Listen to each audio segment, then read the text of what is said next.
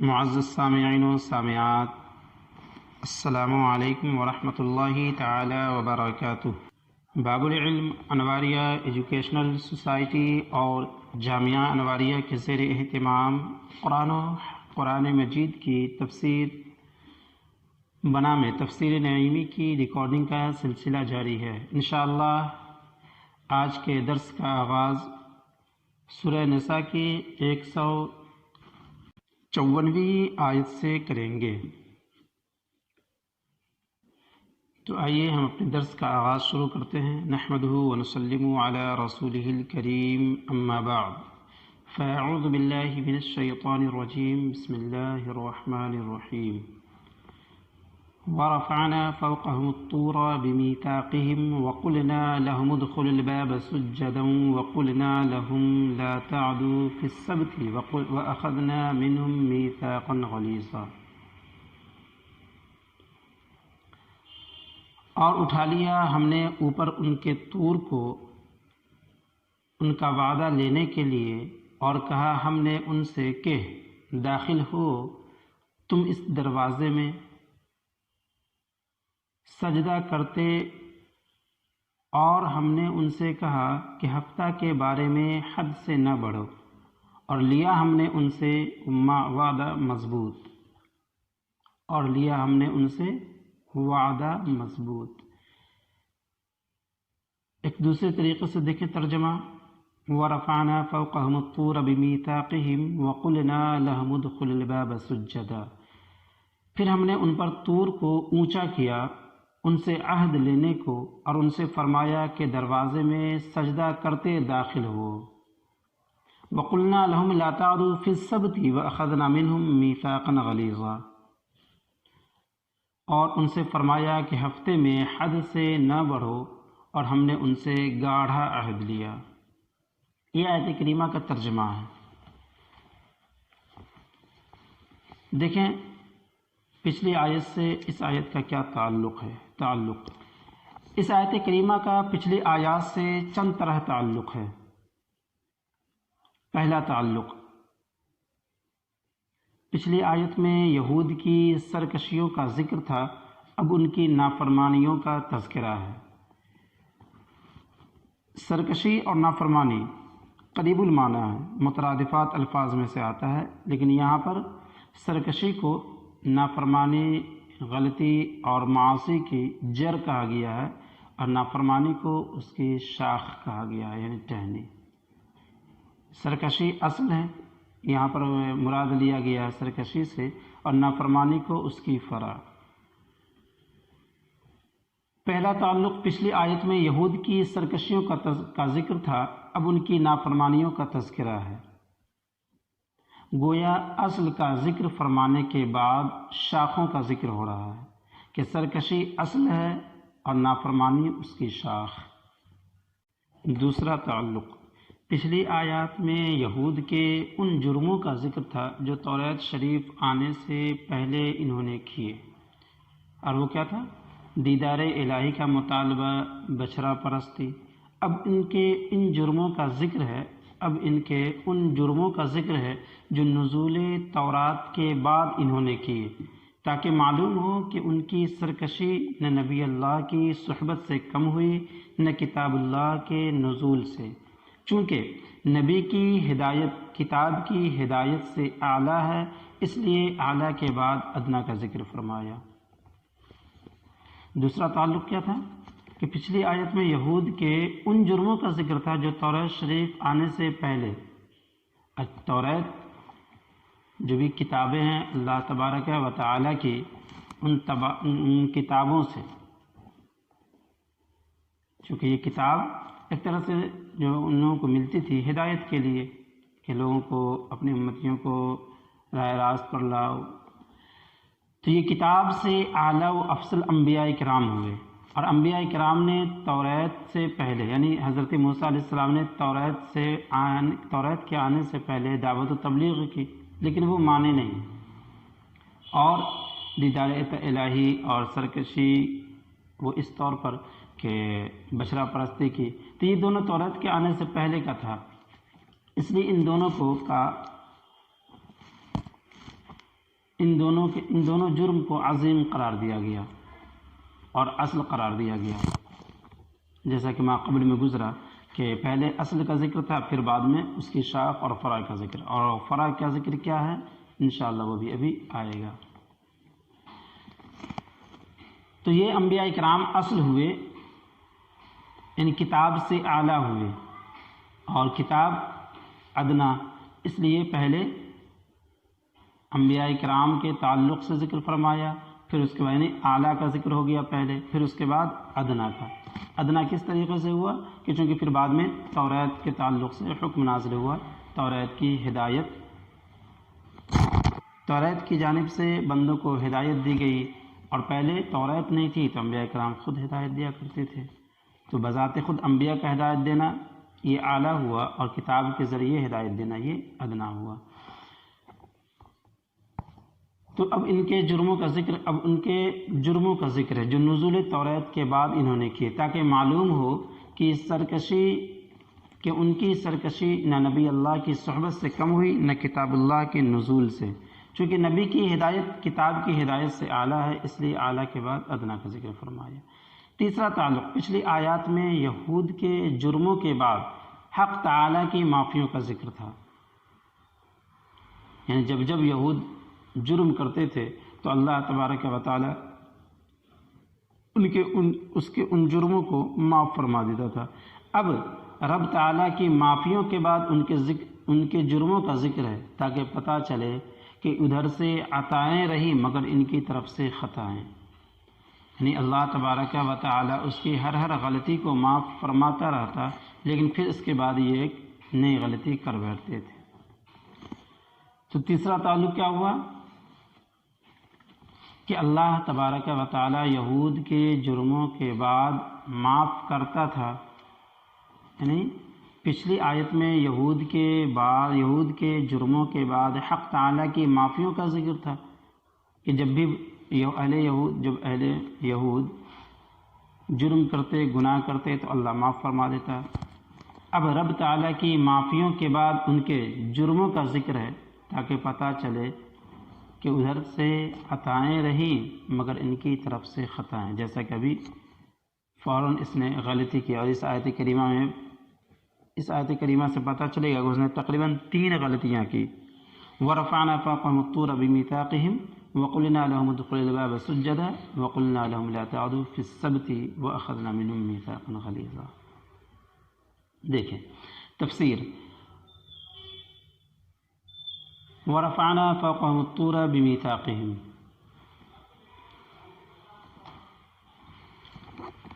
اس آیت کریمہ میں اللہ تعالیٰ نے بنی اسرائیل کے وہ 3 جرم بیان فرمائے جو مختلف زمانوں میں ان سے صادر ہوئے۔ پہلا جرم و سرکشی، وہ جو حضرت موسیٰ علیہ السلام کے زمانے میں انہوں نے کیا کہ جب موسیٰ علیہ السلام توریت لے کر ان کے پاس تشریف لائے تو یہود بولے سمعنا وعصینا، کیا مطلب؟ ہم نے احکام الہی سن تو لیے مگر کریں گے نافرمانی۔ تو رب تعالیٰ نے ان پر طور اکھاڑ کر شامیانہ یا بادل کی طرح لا کھڑا کر دیا کہ یا تو مانو وگرنہ گرتا ہے تم پر۔ اس کا ذکر اسی جملے میں ہے، وَرَفَعْنَا فَوْقَهُمُ الطُّورَ بِمِيثَاقِهِمْ، یعنی اس نے توریت کے احکام کو ماننے سے انکار کر دیا، تو اللہ تبارک و تعالیٰ نے اس توریت کے احکام کو منوانے کے لیے بطور سرزنش و عذاب دھمکی کے طور پر یہ پاتور پہاڑ کو اس کے سروں پہ رکھ دیا بادلوں کے سائے کی طرح کہ یا تو تم احکام الہی یعنی میرے توریت کو مانو، اور نہیں تو یہ طور پہاڑ تمہارے سروں پر گرا دیا جائے گا۔ رفع کے معنی ہے طور، اکھیڑ کر اس قوم پر اٹھا دینا۔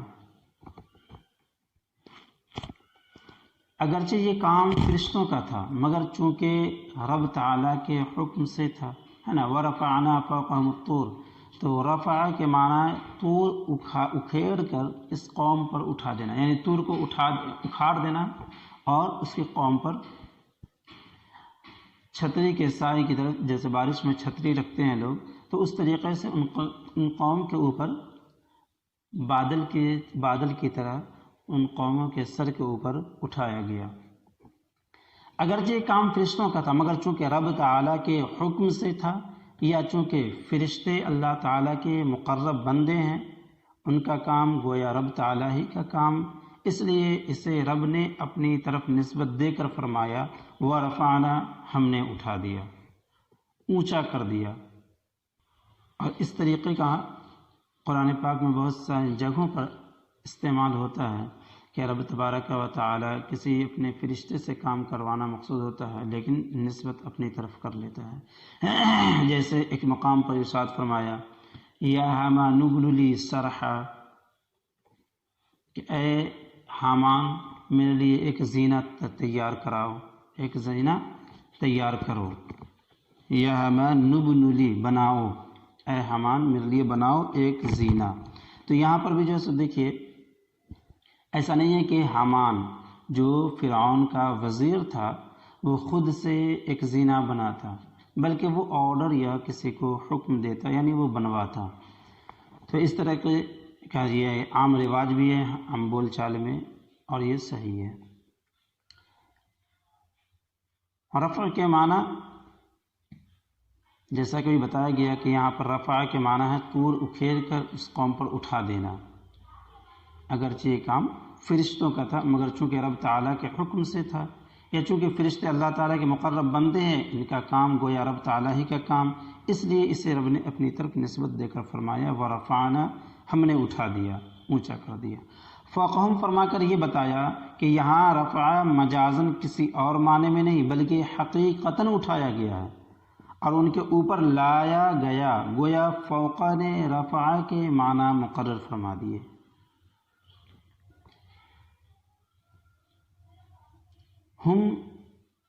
ہم کا مرجع وہ تمام یہود ہیں، ہے نا، ورفعنا فوقہم، تو ہم میں ہم کا مرجع یعنی ہم لوٹ رہی ہے کہاں، ہم جس کے معنی ان کے اوپر، تو یہ ان کے سے مراد کون لوگ ہیں؟ تو یہ بتا رہے ہیں کہ ہم یہاں پر ان تمام اہل یہود کی طرف ہیں جنہوں نے احکام توریت ماننے سے انکار کر دیا تھا۔ طور وہی مشہور پہاڑ ہے جو وادی مقدس طویٰ میں واقع ہے، جس پر موسیٰ علیہ السلام کو نبوت عطا ہوئی، یہاں ہی توریت دی گئی، یہاں ہی موسیٰ علیہ السلام رب تعالیٰ سے ہم کلام ہوتے تھے۔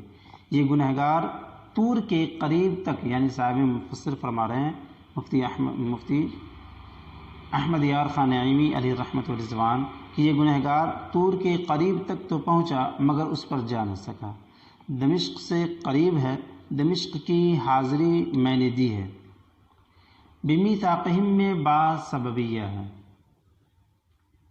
ورفعنا فوقہم الطور بمیثاقہم، اور ہم نے اٹھا لیا، بلند کر دیا ان کے اوپر، کن کے اوپر؟ یعنی ان اہل یہود کے اوپر جنہوں نے توریت ماننے سے انکار کر دیا تھا، طور کو، یعنی ہم نے طور پہاڑ کو ان مخالفین توریت کے اوپر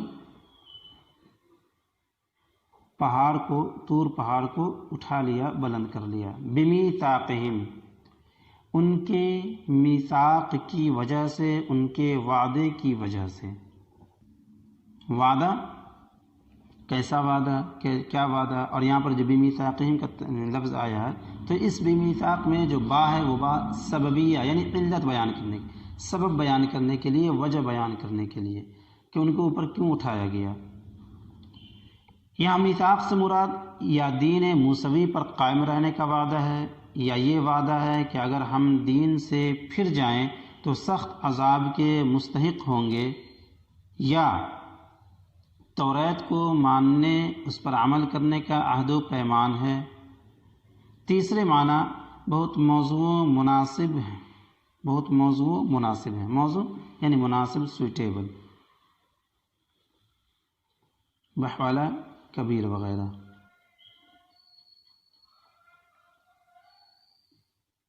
وعدہ، عہد اور میثاق ایک جملہ اس میں چھوٹ گیا تھا کہ وعدہ، عہد اور میثاق، ان تینوں الفاظ کے معنی کے تعلق سے صاحب مفسر علیہ الرحمہ فرما رہے ہیں کہ میں نے ان تمام کو پہلے پارے کے لفظ میثاق میں اس کی تینوں کے معنی اور اس کے فرق کو بیان کر دیا ہے۔ بمیثاقہم میں بعض سببیہ ہے، وعدہ، عہد اور میثاق کے فرق ہم پہلے پارے میں اس آیت کے ماتحت بیان کر چکے ہیں۔ وَإِذْ أَخَذَ اللَّهُ مِيثَاقَ النَّبِيِّينَ إِلَى آخِرِهِ۔ انشاءاللہ میں کوشش کرتا ہوں کہ کچھ اپنے ہی صحیح تھوڑا بہت آپ کو بتا دوں کہ لفظ میثاق اور عہد اور وعدہ میں کیا فرق ہے۔ تو دیکھیں، یہ وعدہ، عہد اور میثاق میں کچھ تھوڑا فرق ہے۔ وعدہ تو یہ ہے کہ کسی کو بھلائی کا امیدوار بنایا جائے، کسی کو بھلائی کا امیدوار بنایا جائے، اس کی حفاظت کی ذمہ داری ہو یا نہ ہو۔ یعنی میں نے آپ سے زبانی کہہ دیا کہ تم کو فلاں چیز دوں گا، کوئی ایسا ظاہری انتظام نہ کیا جس سے کہ مجھے پورا کرنا پڑ جائے۔ عہد وہ وعدہ ہے جس کے پورا کرنے کی ذمہ داری بھی ہو اور اس کے علاوہ کوئی اور پختگی بھی، جیسے میں آپ سے کوئی وعدہ کروں، اس پر گواہ بھی بنا لوں، تحریر بھی کر دوں اور اس تحریر کی رجسٹری بھی کرا دوں۔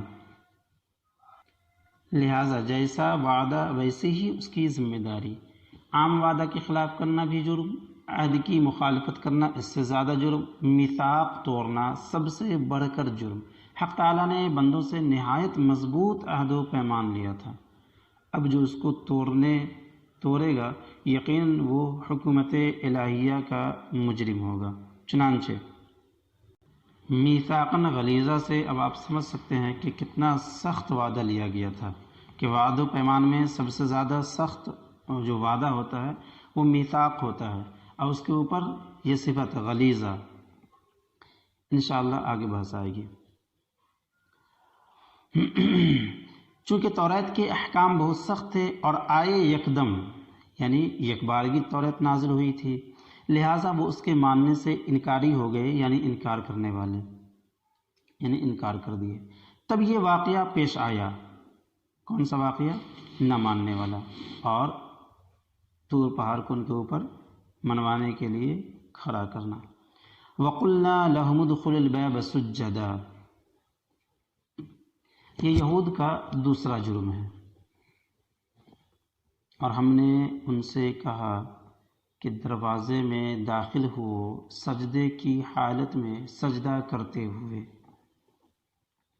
یہ یہود کا دوسرا جرم ہے۔ یہ واقعہ کب ہوا؟ اس میں دو قول ہیں۔ ایک یہ کہ موسیٰ علیہ السلام کے زمانے میں ہی ہوا، جب یہ لوگ میدان تیہ میں قید تھے۔ اس زمانے میں انہیں شہر اریحہ میں جا کر توبہ کرنے کا حکم دیا گیا۔ اس صورت میں الباب سے مراد اریحہ شہر کا دروازہ ہے، اور سجدن جو آیت کریمہ میں آیا وَقُلْنَا لَهُمُ ادْخُلُوا الْبَابَ سُجَّدًا، اور سجدن سے مراد ہے با ادب جھکے ہوئے داخل ہونا، یا نوافل پڑھ کر داخل ہونا۔ یعنی سجدن سے مراد یا تو ادب کے ساتھ جھکنا ہے یا نوافل پڑھ کر داخل ہونا ہے۔ با ادب یہ سجدہ توبہ کے لیے تھا، داخلہ کے وقت تھا ادب کے لیے۔ دوسرے یہ کہ یہ واقعہ موسیٰ علیہ السلام کی وفات شریف کے بعد حضرت یوشع علیہ السلام کے زمانے میں ہوا، جب یہ لوگ تیہ کی قید ختم کر چکے، تب انہیں بیت المقدس میں داخل ہونے کا حکم دیا گیا۔ اس صورت میں باب سے مراد شہر بیت المقدس کا دروازہ ہے، اور یہ سجدہ شکر ہے جس میں ادب شہر ملحوظ ہے، یعنی شہر کے ادب کا لحاظ کیا گیا ہو، خیال رکھا گیا ہو۔ اس کی پوری بحث ہم پہلے پارے میں کر چکے ہیں۔ بہرحال یہاں الباب سے مراد اریحہ شہر کا دروازہ ہے یا بیت المقدس کا دروازہ، اور سجدہ سے توبہ کا سجدہ مراد ہے یا سجدہ شکر کا، لیکن قوی یہ ہے کہ یہ سجدہ تو یہ تھا اور وہ توبہ کا سجدہ تھا، لیکن قوی یہ ہے کہ یہ سجدہ توبہ تھا، کیونکہ قرآن کریم نے دوسری جگہ فرمایا ادخل الباب سجدا وقولوا حطہ، یعنی سجدہ کرتے داخل ہو اور کہو معافی معافی۔ اگر سجدہ شکر ہوتا تو الحمدللہ کہلوایا جاتا، حطہ کہلوانے سے معلوم ہوتا ہے کہ یہ سجدہ توبہ کا تھا، یہ سجدہ توبہ کا تھا۔ ہر موقع کے لیے ذکر الہی علیحدہ ہے۔ یہاں تک بات ہوئی ورفعنا فوقهم الطور، ورفعنا فوقهم الطور بمیثاقہم وقلنا لهم ادخلوا الباب سجدا، وقلنا لهم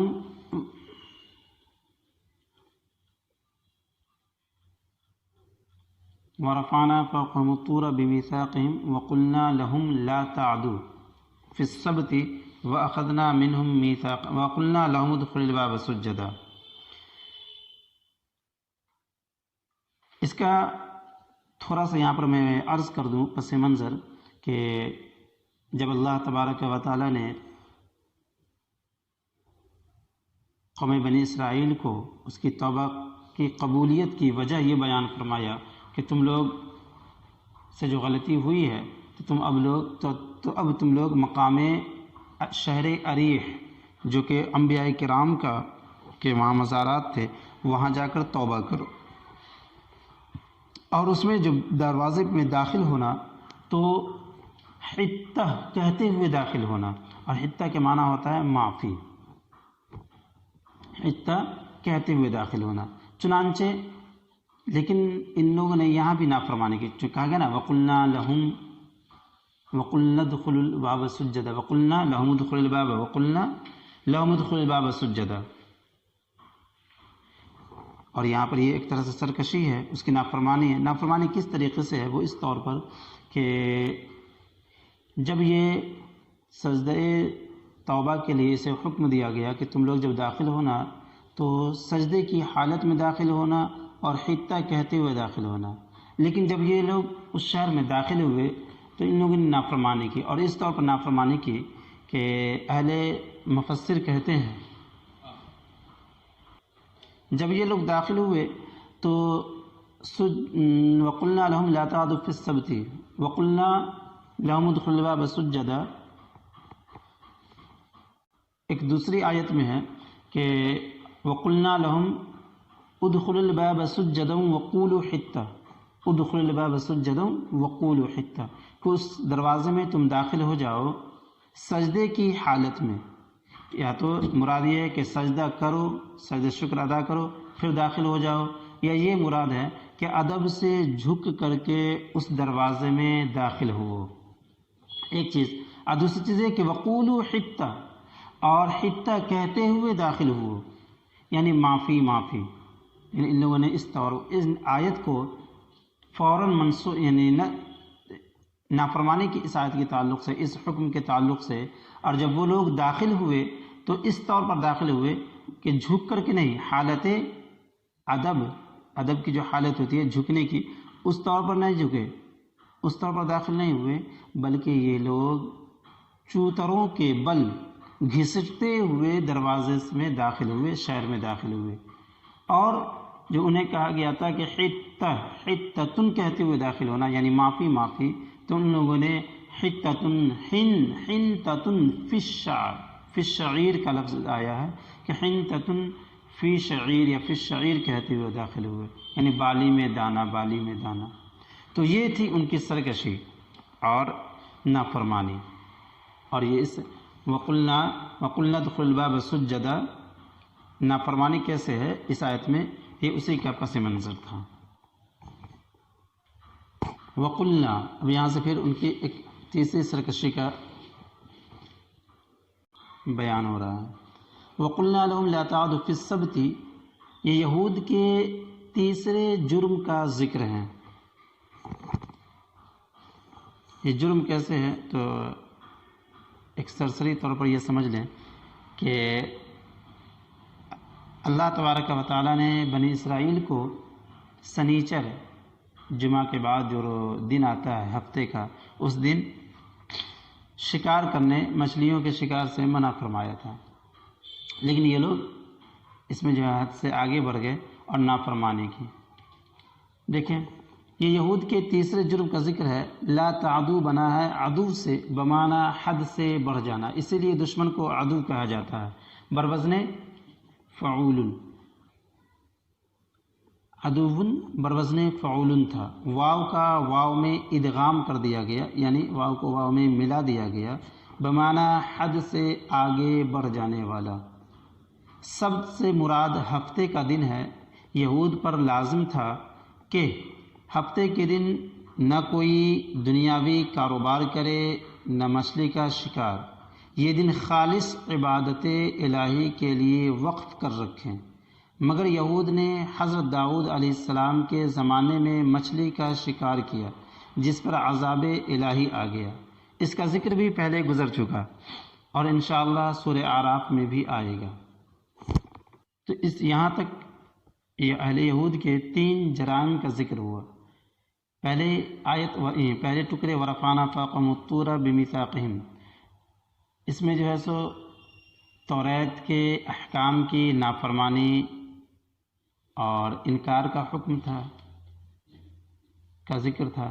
دوسرا وقلنا لہم ادخلوا الباب سجدا میں جو توبہ کے لیے سجدہ شکر ادا کرنے کے لیے سجدہ توبہ کا جو حکم آیا تھا کہ جو تم مقام عریف میں جاؤ وہاں توبہ کرو تو تمہاری توبہ قبول ہو جائے گی، تو اس میں ایک شرط یہ تھی کہ اس شہر میں داخل ہوگے تو حالت سجدے میں، یعنی جھک کر کے جاؤ گے یا سجدہ شکر ادا کر کے جانا ہے، اور حتتن کہتے ہوئے جانا ہے۔ لیکن ان لوگوں نے نافرمانی کی اس طور پر کہ ان لوگوں نے چوتروں کے بل گئے، اور ساتھ ہی ساتھ یہ کہ حتہ، یعنی لفظ حتہ کا لفظ استعمال نہ کر کے بلکہ حنتہ فی الشعیر کہتے ہوئے گئے۔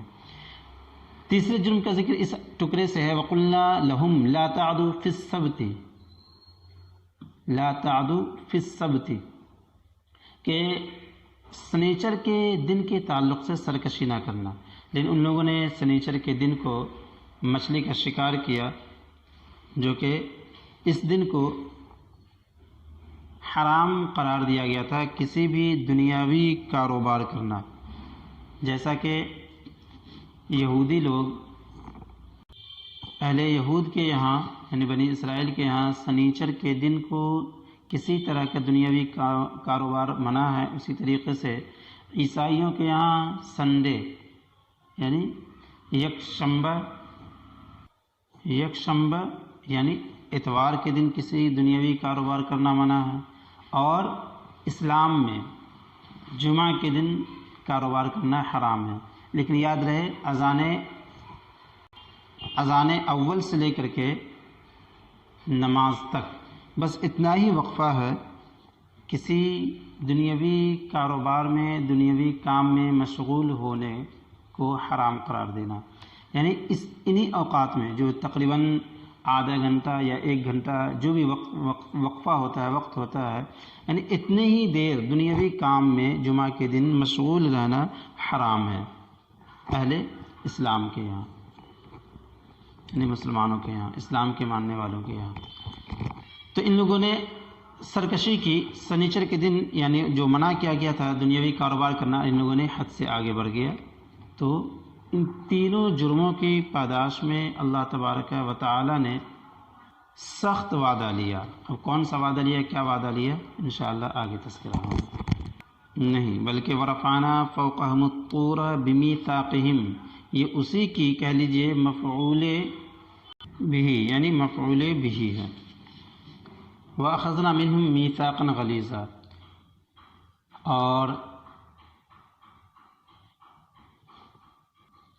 وَرَفَعْنَا فَوْقَهُمُ الطُّورَ بِمِيثَاقِهِمْ میں جو گزرا تو اسی میثاق کی طرف اس کی یہ اشارہ ہے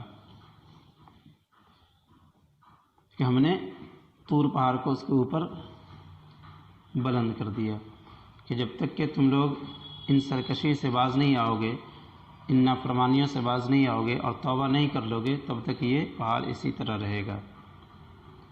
اور سخت وعدہ لیا گیا تھا۔ اس میثاق سے یا تو وہی میثاق مراد ہے جو ابھی مذکور ہوا کہ طور سروں پر مسلط ہے اور ان سے یہ عہد لیا جا رہا ہے، یا ان لوگوں سے کہا گیا تھا کہ اگر تم نے اس وعدے کی خلاف ورزی کی تو تم کو ایسا سخت عذاب دیا جائے گا جو کسی کو نہ دیا گیا ہو۔ تو دو تفسیر ہو سکتی ہے کہ یہ میثاق پہلے والے کے ہی کی طرف اشارہ کر رہا ہو، یا یہ کہ نہیں بلکہ دوسرے میثاق کی طرف اشارہ ہو سکتا ہے، اور یہ وہ میثاق ہوگا کہ اگر تم نے اس وعدے کی خلاف ورزی کی تو تم کو سخت عذاب دے، مزید یعنی نہایت ہی سخت عذاب دیا جائے گا جو نہ کسی کو دیا گیا ہو۔ غرض میثاق غلیظ سے نہایت مضبوط وعدہ مراد ہے، خواہ یہی جو یہاں مذکور ہے یا اور دوسرا عہد۔ خیال ہے کہ یہ عہد میثاق اگرچہ بواسطہ موسیٰ علیہ السلام و یوشع علیہ السلام و داؤد علیہ السلام ہوئے، مگر چونکہ رب تعالیٰ کے حکم سے تھے، یا چونکہ رب تعالیٰ کے محبوبوں سے عہد رب تعالیٰ سے عہد ہے، چونکہ رب تعالیٰ کے محبوبوں سے عہد رب تعالیٰ سے عہد ہے، اس لیے اخذنا میں عہد لینے کو رب تعالیٰ نے اپنی طرف نسبت فرمایا ہے۔ یعنی اس جملے سے یہ پتہ چلا کہ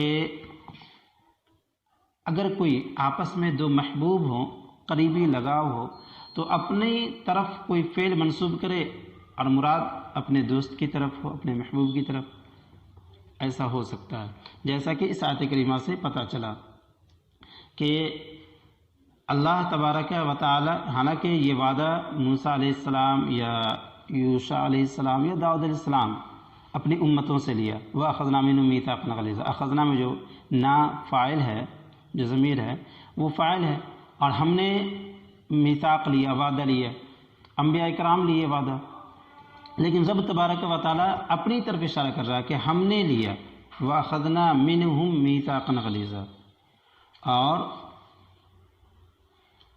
ان سے جو وعدہ لیا، میثاق لیا، تو ہم نے لیا اور سخت وعدہ لیا۔ تو اس سے اس سے پتہ چلتا ہے کہ اگر کوئی محبوب قریبی دوست ہوں اور ان کے فعل کو اپنی طرف فعل کر دے تو یہ زیادہ محبت کی بات ہے، زیادہ لگاؤ کی بات ہے، قربیت کی بات ہے۔ خلاصہ تفسیر، جیسا کہ اس آیت سے پتہ چلا، خلاصہ تفسیر: اے محبوب صلی اللہ علیہ وسلم، یہ یہود جو آج بڑھ چڑھ کر باتیں کر رہے ہیں اور قرآن کریم پر ایمان لانے کے لیے اگر مگر کر کے ایچ پیچ کر رہے ہیں، ایچ پیچ مطلب ٹال مٹول، ایچ پیچ کر رہے ہیں کہ اگر قرآن یکدم آ جاتا تو ہم ایمان لے آتے، ان کی اپنی سیاہ کاریوں مطلب غلط کام، گناہ کے کام، سیاہ کا معنی اصل میں ہوتا ہے کالا، کام، سیاہ کاری یعنی غلط کاری، غلط کام، گناہ کا کام، ان کی اپنی سیاہ کاریوں کا یہ عالم ہے کہ جب ان کے نبی موسیٰ علیہ السلام، جن کے بہت سے معجزات دیکھ چکے تھے اور جن کے امتی ہونے کا یہ دعویٰ کرتے تھے، جب وہ توریت لائے تو یہ لوگ توریت کے ماننے سے ہی انکار کر گئے تھے اور بولے کہ ہم نے سب کچھ احکام تو سن لیے مگر مانیں گے نہیں۔ آخرکار ہم نے پورا طور پہاڑ اکھیڑ کر ان کے سروں پر لا کھڑا کیا اور فرمایا کہ توریت کو مانو ورنہ تم پر گرتا ہے۔ تب خوف کے مارے ان کے ماننے کا وعدہ کیا۔ توریت تو ایک دم ہی آئی تھی، یعنی ایک بارگی آ گئی تھی، کل کے کل تمام احکامات قرآن کی طرف دھیرے دھیرے نازل نہیں ہوا۔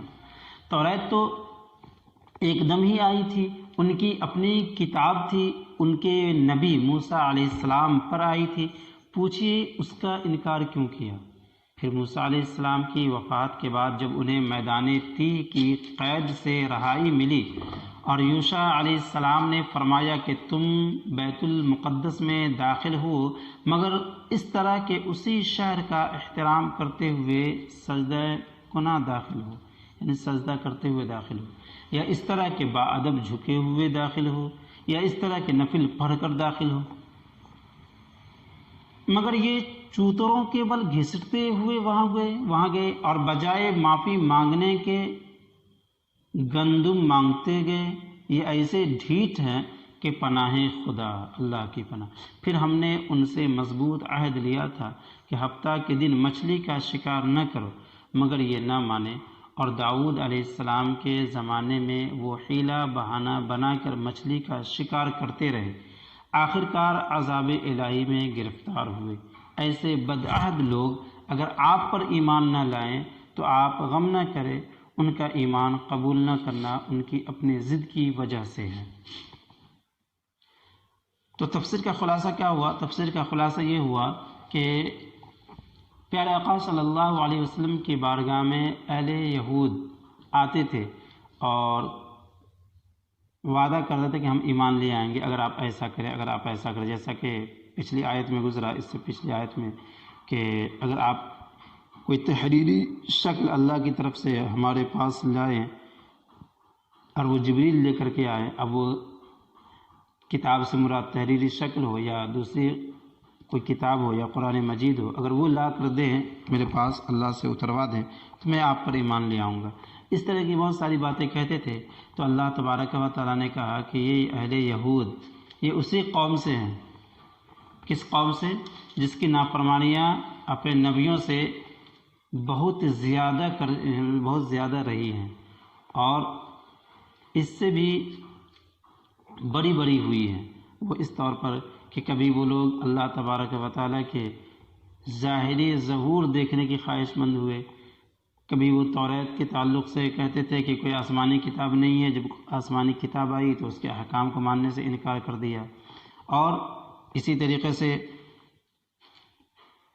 ابھی جو تذکرہ ہوا کہ سبت کے تعلق سے کہ سنیچر کے دن کاروبار نہ کرنا بلکہ اس دن صرف اور صرف عبادت کرنا ہے، تو لوگ اس میں حد سے زیادہ بڑھ گئے۔ تو یہ تو اسی قوم سے کی نسل سے ہے جس کی نافرمانیاں ہمیشہ رہی۔ تو یہ آج کہہ رہے ہیں آپ سے کہ اگر ایک دم کتاب لاؤ تو ہم آپ پر ایمان لے آئیں گے، یعنی آسمان سے کوئی کتاب لائیے یا اس طرح کی دوسری کتاب، یا اللہ تبارک تعالیٰ کی جانب سے تحریر لے کر آئیں، ہم ایمان لے آئیں گے۔ ارے اس سے بڑی مانگیں اس کے نبی یعنی اس کی قوم نے اپنے نبی سے کی، لیکن وہ ایمان نہیں لائے، تو یہ کیوں ایمان لائیں گے؟ یہ اصل میں بغض و عناد کے طور پر کہہ رہے ہیں کہ آپ تو ایسا کریں گے نہیں، اگرچہ آپ ایسا کر سکتے ہیں، یہ حقیقت ہے، یعنی ایک نبی سے ایسا ممکن ہے، لیکن ان کی تھنکنگ اور ان کا عقیدہ یہ تھا کہ نبی ایسا کر ہی نہیں سکتے ہیں، اس لیے ان لوگوں نے ایسا کہا تھا۔ خیر، تو ان کا یہ کہنا اس کی باتوں سے آپ فکر مند نہ ہو، بلکہ ان لوگوں کا طریقہ اور شیوہ رہا ہے کہ اپنے پہلے کے نبی کو بھی ان لوگوں نے بہت زیادہ پریشان کیا ہے، سخت تکلیفیں دی ہیں۔ اے محبوب، آپ کبیرہ خاطر نہ ہو، آپ پریشان نہ ہو، اور آپ یہ سوچ کر پریشان نہ ہو کہ اگر وہ ایمان یہ نہیں لا رہے ہیں، میری اتنی محنت رائے گئی، تو آپ فکر نہ کریں، آپ غم نہ کریں۔ ان کا قبول ایمان نہ کرنا یعنی ایمان قبول نہ کرنا ان کی اپنی ضد اور ڈھیٹ پن کی وجہ سے ہے، آپ تو اپنے کام میں مخلص ہیں۔ یہ لوگ کبھی راہ نہیں پائیں گے، صحیح راہ نہیں پائیں گے، راہ راست، اس لیے کہ یہ لوگ کی عقل میں فطور، ان لوگوں کی عقل میں فطور ہے، خرابی ہے۔ فائدہ، اس آیت کریمہ سے چند فائدے حاصل ہوئے۔ پہلا فائدہ، جیسے حضور صلی اللہ علیہ وسلم تمام نبیوں کے سردار ہیں، ایسے ہی حضور کی امت تمام امتوں کی سردار ہے۔ اس سرداری کی بہت وجہیں ہیں، جن میں سے ایک یہ ہے کہ یہ امت بہت ہی اطاعت شعار وفادار ہے۔ اطاعت شعار یعنی فرما بردار، وفادار یعنی جیسا کہا جائے ویسا کرنا، یعنی احکام کو پورا کرنا، حکم کو پورا کرنا، باتوں کو ماننا۔ اسلام کے سارے احکام اس امت نے نہایت خندہ پیشانی یعنی ادب و احترام کے ساتھ، پیشانی کو خم کر کے جھکا کر کے یعنی ادب کے ساتھ، اس امت نے نہایت خندہ پیشانی سے قبول کر لیے۔ دیکھو، یہود نے توریت شریف قبول تو کی، مگر جب کہ پہاڑ سر پر لا کھڑا کیا گیا، تفسیر سابی میں ہے کہ جب ان پر طور پہاڑ لایا گیا تو یہ سجدے میں گر گئے اور زبان سے بولے قبول کر لیا، مگر سجدہ اس طرح کیا کہ پیشانی کا ایک حصہ زمین پر تھا اور آنکھیں پہاڑ پر لگی ہوئیں۔ اب تک یہود کا سجدہ ایسا ہی ہوتا ہے۔ بحوالہ ساوی، گویا اب بھی دل سے نہ مانا، صرف زبان سے ماننے کا اقرار کر لیا۔ حضرات صحابہ نے قرآنی احکام مان کر عمل کر کے دکھا دیے۔ خیال ہے توریت کے آنے کا دن یہود کے لیے مصیبت و آفت کا دن تھا، مگر قرآن مجید کے آنے کا دن بلکہ اس کی آمد کا مہینہ مسلمانوں کی عید کا دن اور عید کا مہینہ ہے۔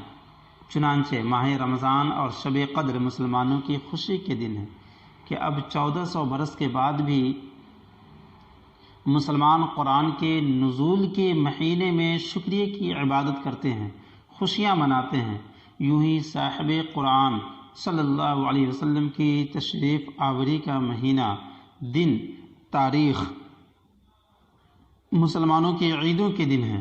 یہ ہے فرق قوم موسوی اور قوم محمدی میں کہ وہ توریت کے احکام، توریت کے نزول کے دن اپنے آپ کو بدبختی اور نحوست کا دن قرار دیتے ہیں، اور ہم لوگ نزول قرآن کے دن کو خوشی کا دن قرار دیتے ہیں، عید کا دن قرار دیتے ہیں۔ وہ لوگ توریت کو ماننے سے انکار کرتے ہیں، جبراً مانتے ہیں جب انہیں سزا اور وعید سنائی جاتی ہے، سزا کی دھمکی یا وعیدیں سنائی جاتی ہیں، اور ہم لوگ جو اہل اسلام ہیں، مومن ہیں، وہ صدق دل سے، خندہ پیشانی سے، یعنی ادب کے ساتھ قبول کر لیتے ہیں، اور پہلی ہی مرتبہ میں۔ اور کس طریقے سے قبول کرتے ہیں دیکھیں آگے حضرت ابوبکر کے واقعے سے پتہ چلے گا۔ دوسرا فائدہ، قرآن کریم کا آہستہ آہستہ 23 سال میں اترنا اللہ کی خاص رحمت ہے۔ دیکھو توریت کے سارے احکام یکدم آنے سے یہود گھبرا گئے، مسلمانوں کو سارے احکام آہستگی سے منوا دیے گئے۔ تیسرا فائدہ، جب بندے کو رب تعالیٰ سے بہت قرب ہو جاتا ہے تو بندے کے کام کو رب تعالیٰ اپنا کام قرار دیتا ہے، فرماتا ہے میں نے کیا، اور رب تعالیٰ کے کاموں کو بندہ کہتا ہے میں کرتا ہوں۔ یہ شرک نہیں، یہ گانگت کا نتیجہ ہے، یعنی وحدانیت کا، اپناپن کا، اپناپن نہیں بلکہ اتصال کہہ سکتے ہیں کہ یہ شرک نہیں، یہ یگانگت کا نتیجہ ہے۔ یگانگت کا اصل معنی آتا ہے یکتائی، وحدانیت۔ مراد یہاں پر یہی ہے کہ یہ دونوں الگ نہیں ہیں بلکہ ایک ہی ہیں۔ طور پہاڑ کو بنی اسرائیل پر فرشتوں نے اٹھایا، مگر رب نے فرمایا رفعنا، ہم نے اٹھایا۔ رفعنا یعنی ورفعنا ہے نا، ورفعنا فوقهم الطور، تو اللہ تبارک و تعالیٰ نے کہا رفعنا، ہم نے اٹھایا، حالانکہ اٹھایا تھا طور پہاڑ کو فرشتوں نے۔ حضرت عیسیٰ علیہ السلام فرماتے ہیں کہ بإذن الہی میں مردے زندہ کرتا ہوں، اندھوں کوڑوں کو شفا دیتا ہوں۔ حضرت جبرائیل علیہ السلام نے جناب مریم سے فرمایا کہ میں تجھ کو ستھرا بیٹا دیتا ہوں۔ خلاصہ، اللہ اور اس کے مقرب بندے یا اس کے فرشتے اگر کوئی کام کریں تو کرتے کوئی اللہ ہے، حقیقی خالق تو اللہ تبارک و تعالیٰ ہی ہے، لیکن فرشتے یہ انبیاء کی طرف منسوب کر دیا جاتا ہے کہ میں نے کیا، جیسے کہ مردوں کو زندہ کرنا، یہ حقیقت میں زندہ کرنا اللہ تبارک و تعالیٰ کا کام تھا، لیکن حضرت عیسیٰ فرماتے ہیں کہ میں نے کیا۔ پھر اسی طریقے سے فرشتوں طور پہاڑ کو بنی اسرائیل پر فرشتوں نے اٹھایا، مگر رب تبارک و تعالیٰ نے فرمایا ورفعنا۔ تو یہ یگانگت اور یکتائی اور دونوں کو جدا نہ ہونا، یعنی اللہ اور اس کے انبیاء اور جو قریبی بندے ہیں ان دونوں میں کہنا کہ یہ سب کے سب ایک ہیں، یہی بہتر طریقہ ہے۔ ہاں، انبیاء کے ساتھ اگر کوئی لفظ آتا ہے جس میں اللہ اور رسول کا تذکرہ ہوتا ہو، انبیاء کا تذکرہ ہوتا ہو، تو ان دونوں کو ہمارا اسلام اور ہمارا عقیدہ یہ کہتا ہے کہ دونوں کو آپس میں ملانا چاہیے، نہ کہ جدا کرنا چاہیے۔ چوتھا فائدہ، ڈر اور خوف کا ایمان اور بعض وعدے معتبر ہیں۔ ڈر اور خوف کا جو ایمان، یعنی ڈر کی وجہ سے ایمان لانا اور ڈر کی وجہ سے جو ہے سو کوئی وعدہ کرنا، یہ دونوں معتبر ہیں، جیسا کہ پیچھے گزر چکا کہ جب اللہ تبارک و تعالیٰ نے توریت منوانے کے لیے طور پہاڑ کو اوپر رکھا، اوپر کھڑا کیا ان کے سروں کے اوپر، تو وہ لوگ ڈر سے تائب ہو گئے اور مان لیے۔ اگر کوئی شخص خوف سے ایمان لے آئے تو اب اسے مرتد ہو جانے کی اجازت نہ دی جائے گی۔ اگر کوئی خوف سے، یعنی خوف سے ایمان لے، ڈر کی وجہ سے ایمان لے آئے، تب اسے مرتد ہو جانے کی اجازت نہ دی، یعنی اسے یہ نہیں کہا جائے کہ اب تم اپنے اسلام کو چینج کر لو۔ دیکھو یہود کا وہ وعدہ، وہ عہد و میثاق شرعاً معتبر ہوا جو انہوں نے خوف جان کی بنا پر کیا تھا۔ وہی جو توریت، یعنی اس نے توریت کے احکام کے تعلق سے بتایا گیا کہ تم لوگ توریت کو مانو، تو ان لوگوں نے ڈائریکٹ کہا سمینا و عصینا، کہ ہم نے سن لیا لیکن ہم اسے مانیں گے نہیں، ہم نافرمانی ہی کریں گے۔ تو اللہ تبارک و تعالیٰ نے ان چیزوں کو سب کو ان تمام باتوں کو دیکھتے ہوئے اس سے سخت وعدہ لیا تھا، اور جب وہ وعدہ لیا تو وہ فوراً تائب ہو گئے، یعنی جب اس کے اوپر طور پہاڑ کو کھڑا کیا تو وہ لوگ تائب ہو گئے۔ اس کے بعد پھر سخت وعدہ لیا، تو سخت وعدہ یہ طور پہاڑ مراد ہو سکتی ہے یا دوسرا، یعنی ایسا وعدہ لینا کہ اگر نافرمانی کرو گے تو سخت سزا دی جائے گی۔ تو دیکھو یہود کا وہ وعدہ، وہ عہد و میثاق شرعاً معتبر ہوا، یعنی وہ وعدہ معتبر ہوا، اعتبار کیا گیا اس وعدے کا جو انہوں نے خوف جان کی بنا پر کیا تھا، ڈر کہ ایسی جان ہلاک نہ ہو جائے، تو جان بچانے کی خاطر اس نے وعدہ کر لیا کہ ہاں ہم اب جو ہے نافرمانی نہیں کریں گے، چنانچہ طور پہاڑ کو اس کے سروں سے ہٹا دیا گیا۔ پانچواں فائدہ، کسی کو جبراً مسلمان بنانا جائز نہیں، لا اکراہ فی الدین۔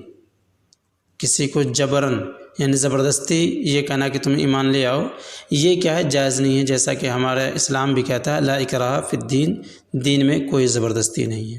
مگر مسلمان کو جبراً برائیوں سے روکنا، اس سے جبراً کا معنی ہوتا ہے سختی کے ساتھ، ہے نا، دباؤ ڈال کر کے، اس سے جبراً نیکیاں کرانا جائز ہے۔ دیکھو بنی اسرائیل سے جبراً توریت منوائی گئی، یہ فائدے ورفعنا فوقہم الطور سے حاصل ہوا۔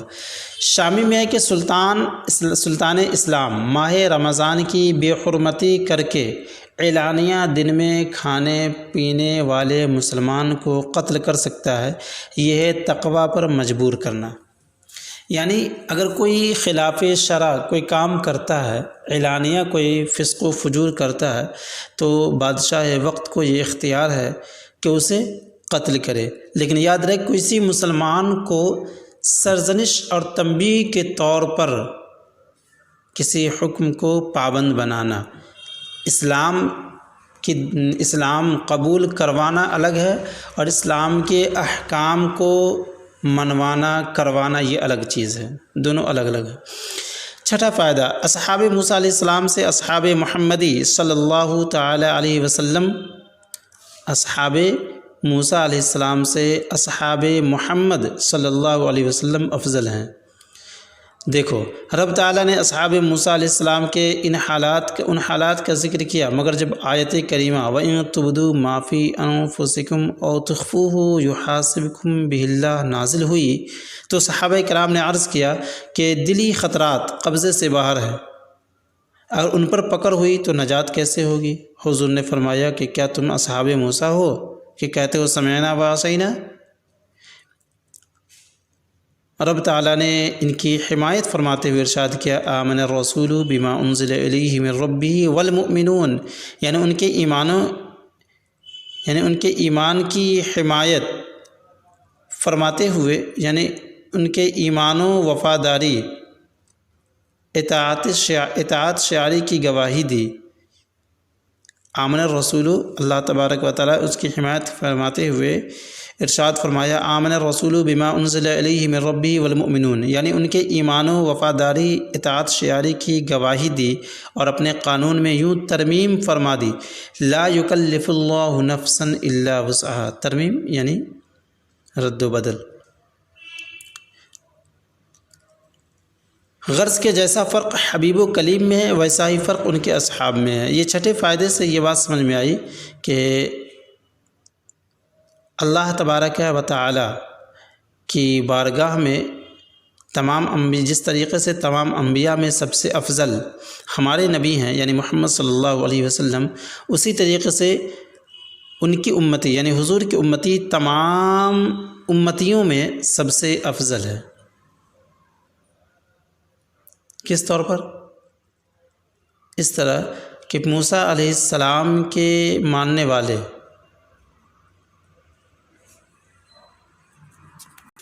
ابھی آیت کریمہ گزری، وَرَفَعْنَا فَوْقَهُمُ الطُّورَ بِمِيثَاقِهِمْ وَقُلْنَا لَهُمُ ادْخُلُوا الْبَابَ سُجَّدًا وَقُلْنَا لَهُمْ لَا تَعْدُوا فِي السَّبْتِ وَأَخَذْنَا مِنْهُمْ مِيثَاقًا غَلِيظًا۔ یعنی جب توریت نازل ہوئی تو ان لوگوں نے کہا کہ ہم نے سنا اور نافرمانی کی، تو اللہ تبارک و تعالی نے سخت وعدہ لیا، ڈرایا دھمکایا، تو اس نے قبول کیا۔ لیکن جب یہی چیز وَإِن تُبْدُوا مَا فِي أَنفُسِكُمْ أَوْ تُخْفُوهُ يُحَاسِبْكُم بِاللَّهِ، جب یہ آیت کریمہ نازل ہوئی، معنی یہ ہے کہ اگر تم وہ چیزیں جو تمہارے دل میں ہیں ظاہر کرو یا چھپاؤ، یعنی اپنے دل کی بات جو تمہارے دل میں پیدا ہوتی ہے تم اسے چھپاؤ یا ظاہر کرو، اس کا حساب لیا جائے گا، یعنی اللہ تبارک و تعالیٰ اس کا مواخذہ فرمائے گا، حساب لے گا۔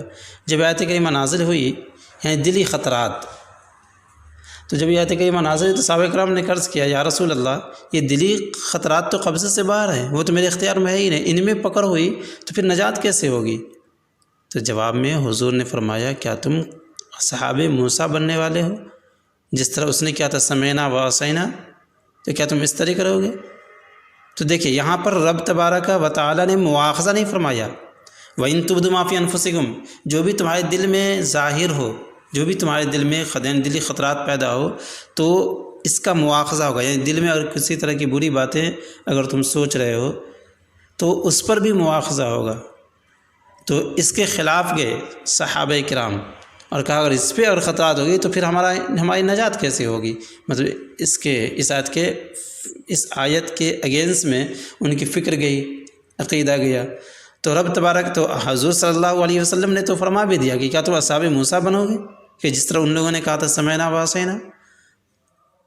لیکن رب تبارک و تعالی نے رحمت و کرم کی نازل فرمائی اور برخلاف سرزنش کے برخلاف آپ نے حمایت، رب تبارک و تعالی نے حمایت فرمائی اور کہا لا یکلف اللہ آمن الرسول بما انزل الیہ من ربہ والمؤمنون، کہ جس نے رسول پر ایمان لے آیا، رسول پر اور ان چیزوں پر جو اس کی طرف نازل کی گئی اس کے رب کی طرف سے، یعنی قرآن مجید پر، اور مؤمنین بھی، یعنی رسول اور ایمان والے ایمان لائے، مومن ایمان لائے ان چیزوں پر جو اللہ کی طرف سے نازل کی، یعنی قرآن پر دونوں کا ایمان ہے، یعنی ان کے ایمان، وفاداری اور اطاعت شعاری کی گواہی رب تبارک و تعالیٰ دیا، اور آیت کریمہ میں تخفیف فرما دی اس حکم میں اور کہا لا یکلف اللہ نفسا الا وسعها، کہ اللہ تبارک و تعالیٰ کسی بھی جان کو، کسی بھی نفس کو وسعت یعنی اس کی حیثیت، اس کی کیپیسٹی سے زیادہ تکلیف نہیں دیتا ہے، مکلف نہیں کرتا ہے۔ اور یہ دلی خطرات یہ ہماری حیثیت سے، ہماری گرفت سے باہر ہے، اس لیے اللہ تبارک و تعالیٰ نے اس میں تخفیف فرما دی، ترمیم فرما دی، اور جو اب ہماری شریعت اسلامیہ میں اب یہ عقیدہ بن گیا، یعنی یہ کہ حکم بن گیا، یہ حکم ایک مسئلہ ہے کہ اگر دل کے خطرات یعنی جو دل میں وسوسے وغیرہ پیدا ہوتے ہیں، کسی کے تعلق سے بالکل یہ خیال آ جائے کہ میں زنا کروں گا، دل میں خیال پیدا ہوا اور پھر وہ اپنے ذہن کو جھٹکا اور کہا کہ نہیں یہ غلط ہے، تو صرف اس خیال کے آنے سے اس میں کوئی مواخذہ نہیں ہوگا۔ اسی طریقے سے اگر کوئی گندی بات، کوئی غلط اگر فکر یعنی خطرات دل میں پیدا ہو رہے ہوں تو اس پر اللہ تبارک و تعالی مواخذہ نہیں فرمائے گا۔ تو اس اعتبار سے پیارے آقا صلی اللہ تعالی علیہ وسلم کی امتی اصحاب موسیٰ سے افضل ہے، اور اس طریقے سے بہت سارے وجوہات ہیں افضل ہونے پر۔ ساتواں لا یکلف اللہ نفسا الا وسعها، یعنی اللہ تبارک و تعالی کسی بھی جان کو اس کی وسعت سے زیادہ تکلیف نہیں دیتا ہے۔ غرض کہ جیسا فرق حبیب و کلیم میں ہے ویسا ہی فرق ان کے اصحاب میں ہے، یعنی جس طریقے سے اللہ تبارک، یعنی جیسا مقام اللہ تبارک و تعالی کی بارگاہ میں پیارے آقا صلی اللہ علیہ وسلم اور حضرت موسیٰ کلیم اللہ کا ہے، اسی طریقے سے مقام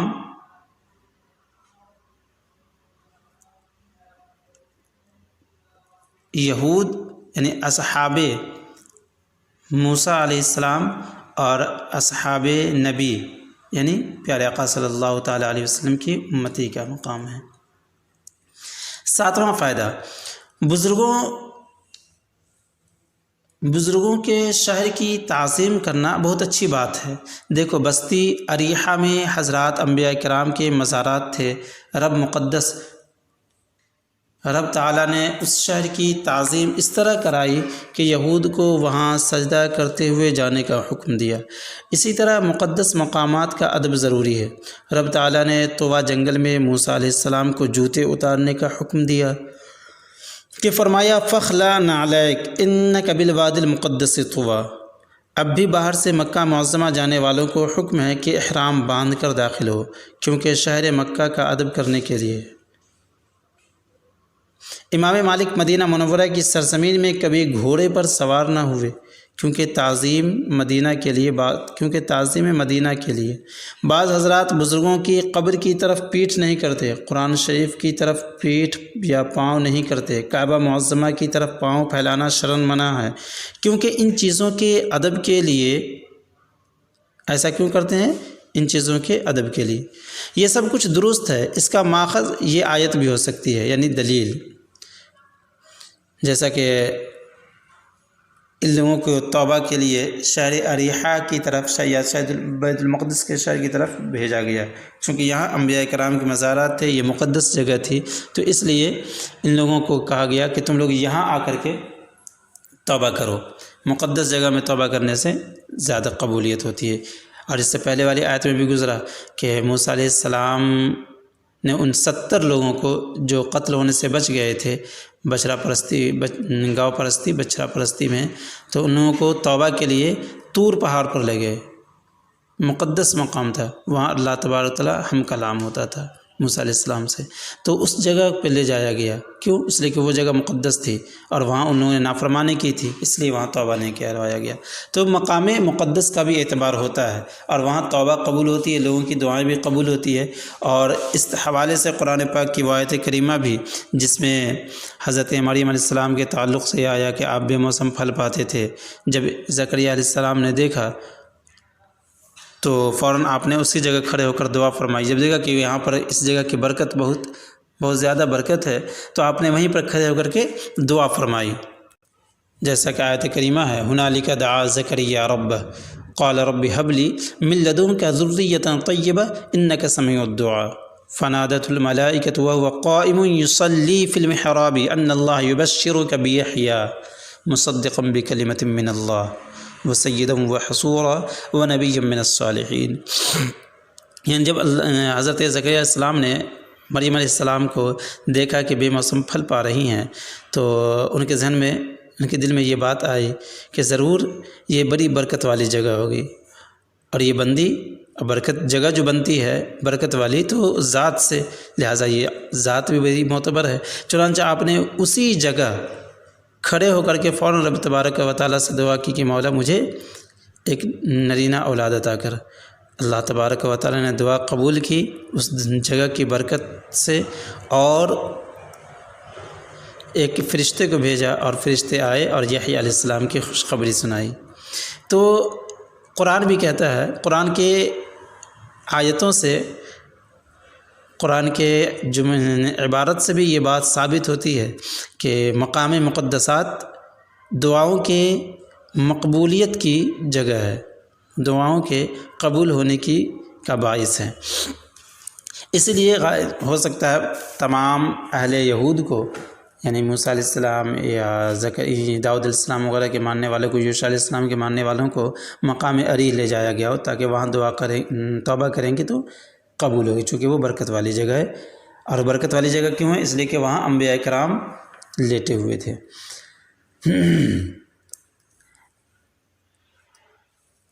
اور یہ سب کچھ درست ہے، یعنی اس طرح کرنا، کیا کرنا؟ جیسا کہ پیچھے گزرا کہ امام مالک کا مدینہ منورہ کی سرزمین پہ کبھی گھوڑے پر سوار نہ ہونا، یا مکہ شریف کا ادب کرنا، اور اسی طریقے سے قرآن شریف، کعبہ شریف کی طرف پاؤں نہ پھیلانا، یہ سب کے سب آداب میں سے ہے، اور یہ شرعی اعتبار سے ممنوع بھی ہے۔ اس کا ماخذ یہ آیت بھی ہو سکتی ہے کہ ارشاد ہوا ادخلوا الباب سجدا، کہ دروازے میں داخل ہو حالت سجدہ میں۔ تو اسی آیت کی دلیل، اسی آیت سے دلیل پکڑتے ہوئے یہ کہتے ہیں کہ اس طرح کرنا یہ صحیح ہے، یعنی آداب مقدسات، مقامات اور مقدس چیزوں کی عزت کرنا۔ ایک ہی شہر میں مسجد کا اتنا ادب ہے کہ وہاں بے غسل آدمی نہ جائے، پہلے دائنا پاؤں داخل کرے اور نکلتے وقت پہلے بایاں پاؤں نکالے، بدبو کی چیز مسجد میں نہ لائے، یہ سب ادب کے لیے ہے۔ یعنی ایک مسجد کا جب اتنا ادب ہے تو مقام مقدسات، بیت المقدس، اور اسی طریقے سے مکہ شریف، مدینہ شریف، مقام توبہ، تو یہ سب کے سب کیا ہے؟ مقامات مقدسہ ہے۔ ان چیزوں کا ادب ملحوظ خاطر رکھنے چاہیے اور کرنی بھی چاہیے۔ انشاءاللہ 8ویں جو فائدے بچے ہوئے ہیں، 8واں، 9واں، 10واں، 11واں، یا جو بھی فائدے ہیں انشاءاللہ اگلی نشست میں بیان کیا جائے گا۔ فی الحال ہم اپنے درس کو یہیں پہ ختم کرتے ہیں۔ اللہ تبارک و تعالی ہمیں صحیح سمجھ کی توفیق عطا فرمائے اور قرآن و حدیث کے مطابق زندگی گزارنے کی توفیق رفیق عطا فرمائے۔ وآخر دعوانا ان الحمد للہ رب العالمین۔ السلام علیکم ورحمۃ اللہ۔